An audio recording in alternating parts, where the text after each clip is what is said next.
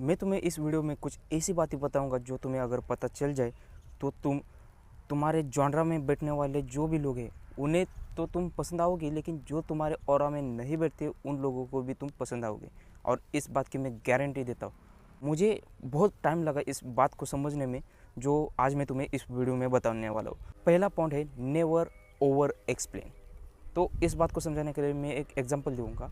मान लो मैं किसी एक लड़की को फ़ोन लगाता हूँ और उसे कॉल करता हूँ और पूछता हूँ, यार मैंने कितनी बार तुम्हें फ़ोन किया, तुमने फ़ोन ही नहीं रिसीव किया, क्या बात है। तो वो क्या बोलेगी, यार मेरा फ़ोन डेड था और मैं पहले चार्जर ढूंढने गई, चार्जर ढूंढा, उसके बाद चार्जिंग लगाया, फिर मेरा फ़ोन चार्जिंग ही नहीं हुआ था, मेरे पीरियड चल रही, ब्ला ब्ला ब्ला, ओवर एक्सप्लेन। और इसी जगह मैं किसी अपने मेल फ्रेंड को कॉल करता हूँ तो वो क्या बोलेगा, अरे यार हाँ फ़ोन में चार्जिंग नहीं था, छोड़, बात ख़त्म। ओवर एक्सप्लेन क्या हुआ? लड़की ने जो ओवर एक्सप्लेन किया उससे क्या, कोई सेंस है इस बात की? अब तुम खुद ही समझ लो कि तुम कैसे बिहेव करते हो, एक लड़की की तरह या लड़के की तरह। हर चीज़ को कैजुअली लेना। मतलब अब मैं उस लड़की को फ़ोन लगाऊंगा तो क्या ऐसे क्या हुआ, इन शॉर्ट में बताओ, यही बोलूँगा, क्योंकि मुझे पता है ऑलरेडी कि वो ओवर एक्सप्लेन ही करेगी। तो मैं कुछ देर तक ऐसे लोगों का फ़ोन ही नहीं रिसीव करूँगा आया तो, या फिर रीज़न ही नहीं पूछूँगा। ऐसी बात है।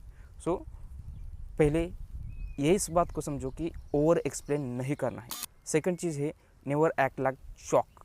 यस, शॉक हुए हो कुछ चीज़ को लेके, ऐसा तुम्हें बिहेव नहीं करना है। मतलब देखो, मैं एक दोस्त को बोल के गया था कि यार मैं हफ्ते के लिए पूना जा रहा हूँ, और हफ्ते बाद वापस आया तो वो क्या कह रहा है, अरे यार तू कब आया, मेरे को बताया नहीं तूने। ऑलरेडी उसे पता ही कि मैं ये के हफ्ते के लिए गया हूँ, इतना शौक होने की क्या ज़रूरत है। क्या यार कितना एक्ट कर रहा है, इसका तो हर बार ड्रामा ही रहता है। यही मैं सोचूंगा उसके बारे में। तो अगर तुम ऐसे ओवर शॉक होते हो हर चीज़ के लिए जिसमें ज़रूरत नहीं है, सो ऐसे बिहेव रखते हो, तो मेरी तरह तुम्हें हर कोई ऐसे ही निगलेक्ट करने की चाह रखेगा। So never act like shock. Third, never fall into disagreement. मेरे फ्रेंड के साथ एक टॉपिक पे डिस्कशन चल रहा था ऐसे ही। तो उस टॉपिक पे महात्मा गांधी का टॉपिक था। वो मैं महात्मा गांधी का डार्क साइड बता रहा था और वो उसे डिसएग्रीमेंट था उसको, और शायद हर कोई होता। सो हर किसी को डिसएग्रीमेंट होना ही चाहिए, ये बात नहीं है, क्योंकि ट्रुथ तो अलग है। ट्रुथ ये है कि उनकी डार्क साइड है, तो जाने बगैर डिसएग्रीमेंट कैसे हो सकता है। तो इसी बात पे झगड़ा चल रहा था, मतलब बात चल रही थी। तो मैंने कितने भी काउंटर क्वेश्चन किए या फिर उसने कितने भी काउंटर क्वेश्चन किए या उसको जवाब भी दिया, तो भी हमारे विचार पूरे ऐसे हैं। तो डिसएग्रीमेंट तय है। तो इस बात के लिए क्या मैं ये सोचूं कि यार नहीं मैं सही हूँ और मैं यही समझाऊंगा, ऐसा थोड़ी चलेगा। तो कितना भी समझा ले भाई, वो नहीं समझेगा। डिसएग्रीमेंट 100% तय है। इसीलिए ऐसे टॉपिक में तुम्हें क्या करना है, हल्के से बिना कुछ समझे उसको साइडलाइन करना है, उस टॉपिक को, उसको, उस आदमी को या उस दोस्त को, किसी को साइडलाइन नहीं करना है, उस टॉपिक को साइडलाइन करना है। धीरे धीरे उस टॉपिक से हट जाओ और दूसरे टॉपिक को चुन लो और उस पर बात चलने दो।